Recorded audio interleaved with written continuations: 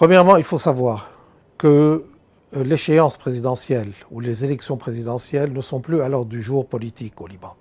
Aujourd'hui, tout ce qui se passe aujourd'hui, le pays est en train de tourner autour d'une guerre qui est presque inéluctable si le Hezbollah déclenche de grandes hostilités contre Israël.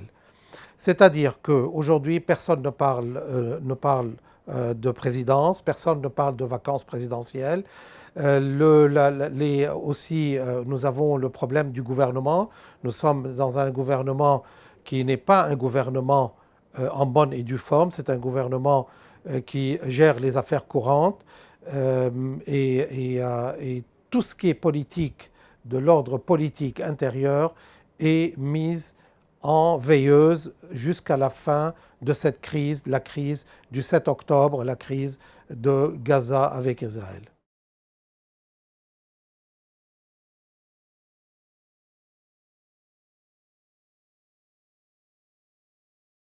Je ne pense pas que le Hezbollah pourra en tirer profit comme il le souhaite, parce que les dissidences au niveau du Liban, les divisions politiques qui sont vraiment très profondes au sein du Liban et entre les Libanais vont être d'autant plus graves et importantes après cette guerre. Surtout que le Hezbollah, même s'il ne s'implique pas dans une guerre ouverte contre Israël, le Hezbollah a mis en danger le Liban, en danger de guerre. Ça fait presque 13 jours ou 14 jours que le Liban est en danger de guerre.